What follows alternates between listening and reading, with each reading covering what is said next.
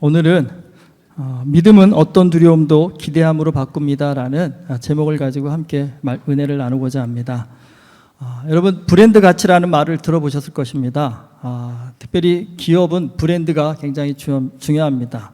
이 브랜드 가치는 기업 브랜드의 현재 가치를 화폐 단위로 표현한 것입니다. 그러니까 기업을 매각할 때 자산 가치에 더해서 순수하게 브랜드를 넘기는 대가로 받을 수 있는 돈이 브랜드 가치입니다. 그러니까 쉽게 말씀드리면 이름값입니다. 그러니까 이름에 값이 있습니다, 여러분.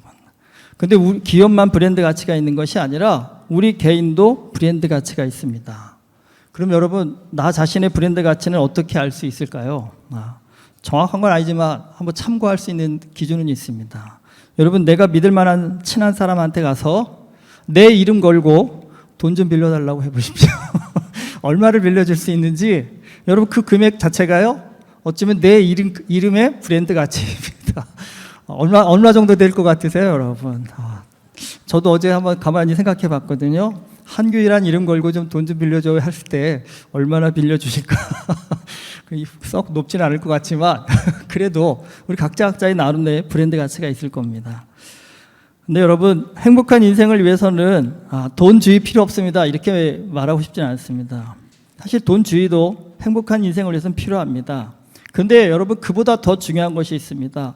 사랑, 신뢰, 친밀과 같은요, 보이지 않는 것이 굉장히 더 중요합니다. 돈과 주의는 있지만 사랑하는 사람, 신뢰하는 사람, 친밀한 사람이 없다면 그 인생은요, 굉장히 외롭고 힘들 수밖에 없습니다. 특별히 인생의 위기가 찾아왔을 때 사랑, 신뢰, 친밀과 같은 보이지 않는 가치는요, 정말 큰 힘을 발휘합니다. 이런 보이지 않는 가치는요, 건물의 기초와 같습니다. 기초가 튼튼해야 건물을 안전하게 높이 올릴 수 있는 것처럼 인생도요, 이런 보이지 않는 가치들이 우리의 삶 가운데 탄탄하게 자리 잡아야 그 인생이 더 풍성해질 수 있고 거룩해질 수 있습니다. 여러분, 하나님께서 아브라함을 테스트하십니다. 그것도요, 엄청난 테스트를 하십니다. 아브라함이 어렵게 100세에 얻은 이삭을 제물로 바치라는 겁니다. 사실 하나님의 이 명령은요, 전혀 성경적이지 않습니다. 레위기 20장과 신명기 18장에 보면 하나님은요, 사람을 제물로 드리는 인신제사를 아주 엄격하게 금하고 계십니다. 가나안 족속들이 여호수아를 통해서 징계를 받는 가장 큰 이유 중 하나가 그들이요, 자신들의 자녀를 우상하게 제물로 바치는 인신제사를 무수히 행했기 때문입니다. 그런데 이렇게 인신제사를 싫어하는 하나님께서 아브라함에게요, 인신제사를 드리라고 합니다. 하나님은 아브라함의 믿음을 테스트하기 위해 이 일을 명하셨다고 했습니다. 하지만 아무리 그래도 이 하나님의 명령은요, 너무 비상식적이어서 순종하기가 어렵습니다. 아브라함으로서는요, 하나님, 이건 도무지 말이 안 됩니다 라고 그렇게 항의할 만도 합니다. 그럼 왜 전지전능하신 하나님께서 왜 이런 명령을 아브라함한테 하신 걸까요? 정말 비상식적이고 비합리적이고 순응할 수 없는 이런 명령을 왜 하신 것일까요? 여러분, 여기에는 하나님의 깊은 뜻이 담겨져 있습니다. 여러분, 진정한 믿음을 갖기 위해서 우리가 뛰어넘어야 될 것 하나가 있습니다. 그게 뭔지 아십니까? 내 상식입니다. 여러분, 어머니가 어린 자녀를 구하기 위해서 자신의 생명을 던질 때 우리는 사랑이 갖는 큰 힘을 갖게 됩니다. 보게 됩니다.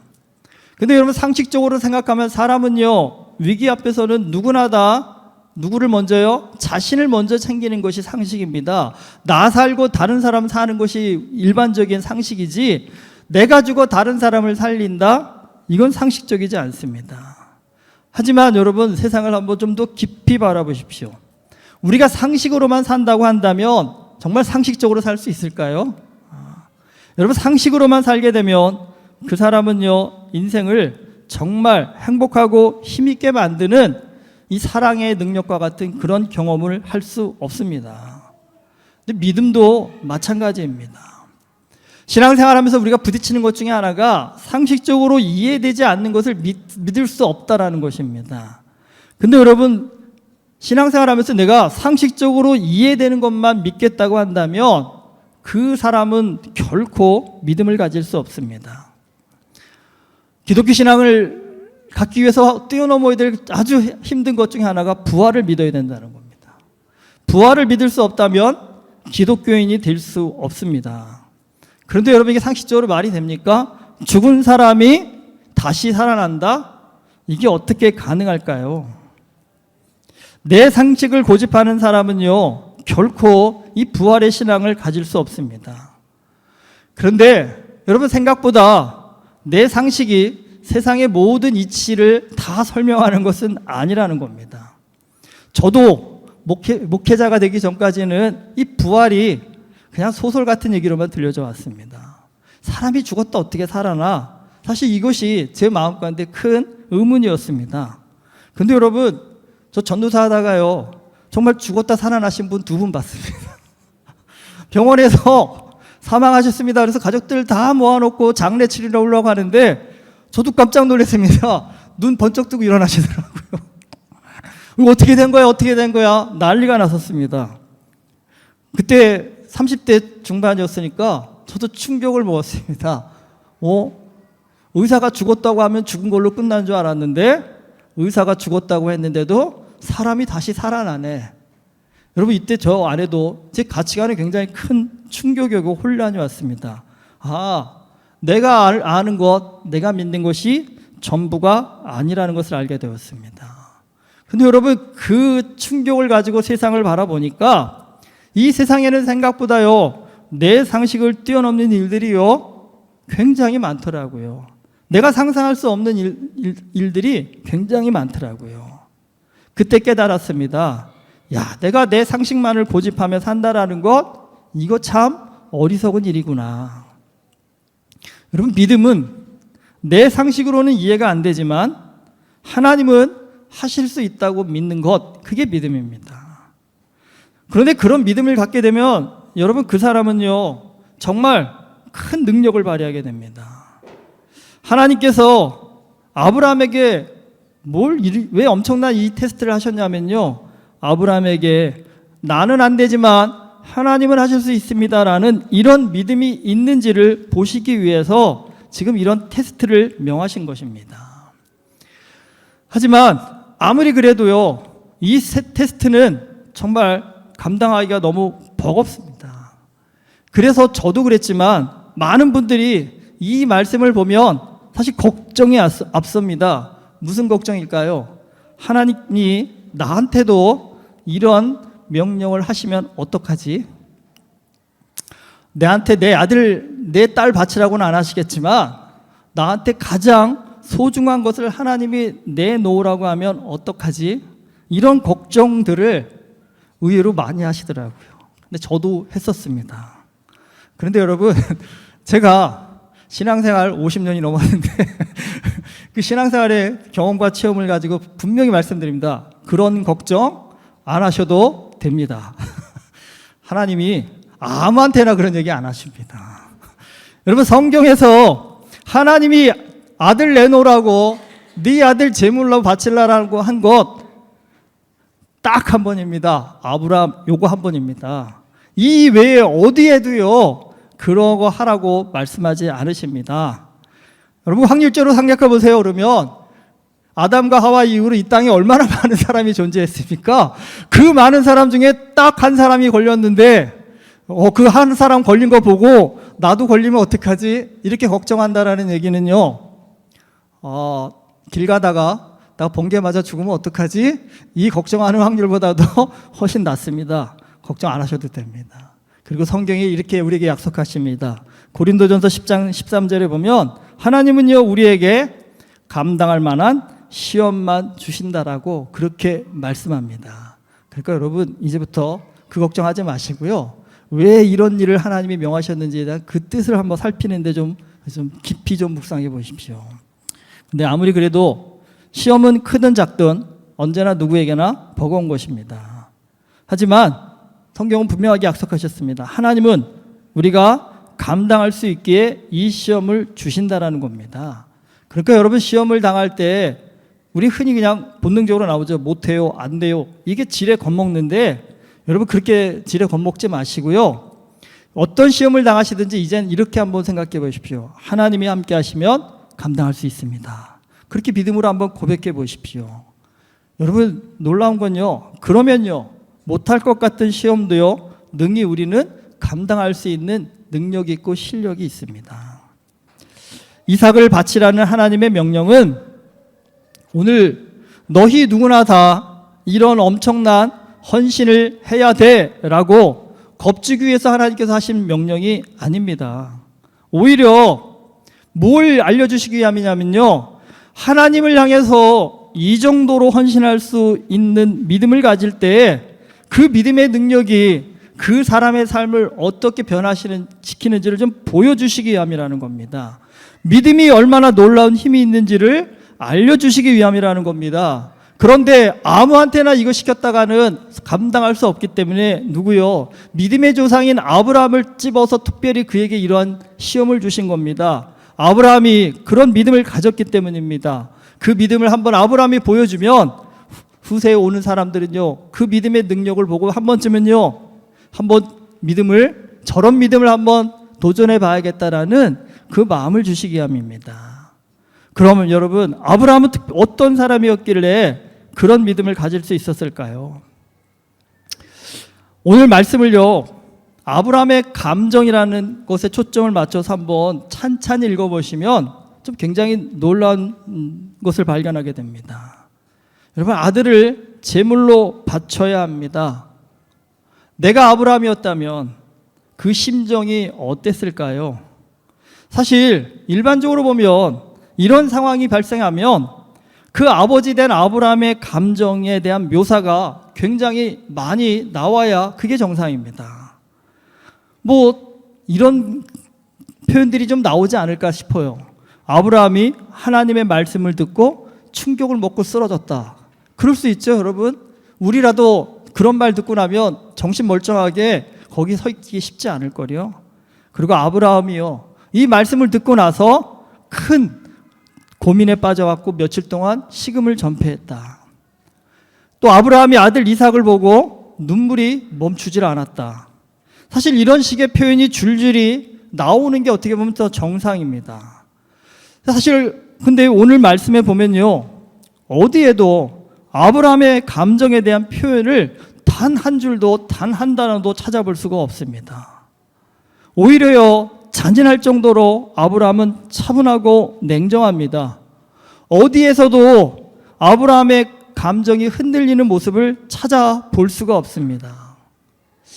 여러분, 아브라함이 정말 냉정한 사람이라서 그런 것일까요? 그건 아닙니다. 아브라함도요, 감정이 있는 사람입니다. 그럼 아브라함은요, 감정을 뛰어넘는 믿음을 가졌기 때문에 이런 상황에서도 감정이 흔들리지 않은 것입니다. 그럼 한번 여러분, 감정을 뛰어넘는 믿음? 그건 도대체 어떤 것일까요? 감정에 치우치는 사람의 특징이 있습니다. 눈앞의 일밖에 보지 못한다는 겁니다. 욱하는 분들 많잖아요. 감정에 치우치는 사람들은 그래서 쉽게 흥분하고요, 쉽게 화를 나고 또 쉽게 포기합니다. 하지만 믿음이라는 것은요, 눈앞의 일을 바라보는 것이 아니라 하나님의 일하심을 바라보는 겁니다. 지금 내 눈에는 답이 안 보여도 하나님께는 답이 있음을 확신하는 것입니다. 여러분, 이런 믿음을 갖게 되면요, 우리 눈앞에 당장에 불가능이 닥쳐도요, 그 불가능 때문에 두려워하기보다는요, 이 불가능을 하나님이 어떻게 해결해 가실까를 기대하면서 인내할 수 있는 그런 힘이 생깁니다. 아들을 죽여서 제물로 바치는 일, 여러분, 이건 어떻게 생각해도 도무지 답이 보이지 않는 일입니다. 그런데 하나님께서 그 답이 없는 일을 하라고 하십니다. 그런데 놀라운 건 아브라함이 그 답이 없는 일을 아주 담담하게 진행합니다. 모리아 산으로 가라고 하자 아브라함은 아침 일찍 아들을 데리고 떠납니다. 3일이나 그 길을 갑니다. 여러분, 인간적으로 이 3일 동안 아브라함은요, 마음속에 얼마나 많은 고민을 했을까요? 하지만 여전히 아브라함이 고민한 흔적을 성경에서는 찾을 수 없습니다. 그리고 드디어 모리아산 앞에 다다릅니다. 이제요, 이삭과 함께 그 산 정상으로 올라가야 합니다. 그런데 이때 아브라함의 마음을 무너지게 하는 질문을 이삭이 합니다. 아버지, 불과 나무는 있거니와 번제할 어린 양은 어디 있나이까? 사실 보통 사람이라고 한다면요, 이 말을 듣고요, 폭풍 오열을 하지 않았을까요? 근데 여전히 아브라함은 잔인할 정도로 차분합니다. 하나님이 자기를 위하여 친히 준비하시리라. 사실 이 말씀을 좀 묵상하면서 어떻게 이렇게까지 평온할 수 있을까? 그게 궁금했습니다. 근데 여러분, 그 답이 5절에 보이더라고요. 5절에 보면 아브라함은요, 함께 온 종들에게 모리아산에 오르기 전에 이렇게 말합니다. 내가 아이와 함께 저기 가서 예배하고 우리가 너희에게로 돌아오리라. 여러분, 지금 상황은 어떻습니까? 올라갈 때는 아브라함과 이삭이 같이 올라가지만 내려올 때는요, 아브라함 혼자 내려와야 되는 상황입니다. 그런데 아브라함은 우리가 너희에게로 돌아온다고 합니다. 이것이 무엇을 의미할까요? 아브라함은요, 하나님은 분명 이 상황에 대한 답을 갖고 계신다라는 믿음을 가졌다는 뜻입니다. 그러니까 하나님의 명령에 순종하기 위해서는 내 아들 이삭이 죽어야 하지만 여러분, 그 죽음조차도요, 해결할 수 있는 답이, 능력이 하나님께 있다라는 것을 아브라함이 믿은 것입니다. 그렇기 때문에요, 둘이 산을 올라가서 둘이 내려올 것을 확신한 것입니다. 여러분, 아브라함은요, 하나님을 향한 절대적인 믿음을 가진 것입니다. 여러분, 이렇게 절대적 믿음을 갖게 되니까 아브라함에게는요, 두려울 것도 걱정할 것도 없습니다. 하나님의 말씀대로 행하면 그것이 내 상식에는 맞지 않아도 놀라운 역사가 있을 것이다라는 것을 기대하는 그런 인생이 됩니다. 여러분, 생각해 보십시오. 이러한 믿음을 갖고 산다고 한다면요, 그 사람이 세상 가운데서 두려워할 일이 무엇이 있을까요? 우리 인생에 복을 누리지 못하게 만드는 최대의 장애물이 바로 두려움입니다. 종종 그런 분들을 좀 뵌 적이 있습니다. 돈이 많은데도 항상 걱정이 많습니다. 무슨 걱정이요? 나 오늘 길 가다가 교통사고로 나서 내가 죽으면 어떡하지? 여러분, 이게 정말 트라우마가 될 정도로 두려워하시는 분들이 굉장히 많습니다. 또 어떤 분들은 그런 얘기 하세요. 너무 행복해서 걱정이랍니다. 두렵답니다. 왜 행복한데 왜 두려워요? 왜 걱정이에요? 이 행복을 어느 순간 누가 뺏어갈 것 같아서요. 특별히 밝고 건강하게 자라는 자녀를 보면서도 걱정이 태산인 부모들이 많습니다. 이제 5살, 6살 막 뛰어노는 아이들 보면서도 저 애가 공부 잘해서 좋은 대학 갈 수 있을까? 여러분, 이게 제가 드리는 말씀이 아니라 그런 고민을 듣습니다. 목사님 보기에 우리 애는 얼마나 공부 잘할 것 같아요? 제가 화를 냈습니다. 내가 무당이야? 제가 공부 잘할지 못할지 내가 어떻게 알아? 그러나 감은 온다, 솔직히 감은 온다. 근데 솔직히 말 못하겠어 그랬습니다. 근데 이건 약갑니다. 또 어떤 분들은 우리 애 갑자기 아파서 불치병이라도 걸리면 어떻게 할까요? 그래서 여러분, 이렇게 걱정이 많은 사람은요, 아무리 지금 손에 행복을 쥐고 있어도 여러분, 그 행복이 행복으로 느껴지지도 못하고 누리지도 못합니다. 이삭을 바치라는 테스트, 우리가 보기엔 하나님이 아브라함 너무 괴롭히십니다라고, 고통을 주십니다라고 생각할 수도 있지만, 여러분, 오늘 포커스는 아브라함에게 하나님이 고통을 주시게 이런 테스트를 주신 것이 아닙니다. 정말 이러한 엄청난 하나님의 말씀에도 순종할 수 있는 믿음을 가질 때요, 그 사람이 얼마나 큰 믿음의 복을 누리게 되는지를 우리에게 보여주시기 위함입니다. 여러분, 아브라함이 그 테스트를 멋지게 통과합니다. 여러분, 세상에서도 그렇잖아요. 크고 어려운 시험을 통과할수록 얻는 대가가 더 큽니다. 여러분, 우리가 하나님 앞에 큰 은혜를 받고자 한다면요, 한편으로 마음 먹어야 될 것이요, 하나님 앞에 큰 믿음의 테스트를 통과하고자 하는 그런 마음가짐도 필요합니다. 아브라함이 정말 멋지게 하나님의 이 큰 시험을 통과합니다. 그리고 그 시험이 끝난 그곳에서 아브라함은요, 하나님이 예비하신 순양을 발견합니다. 이 순양은 뭘 의미할까요? 아브라함의 모든 고민을 해결해주는 하나님의 응답의 표시였습니다. 그런데 한번 생각해 보십시오, 여러분. 이 순양은 도대체 어디서 나온 것일까요?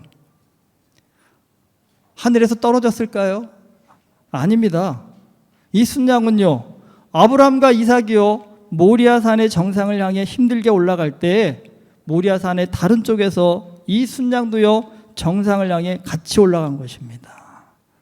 우리가 인생의 큰 고민을 가지고 씨름할 때 흔히 나오는 불평이 이거죠. 하나님은 도대체 어디 계십니까? 하나님은 도대체 뭐하고 계십니까? 라고요. 하나님이 아무것도 안 하는 것 같아서 서운하고 실망할 때가 많습니다.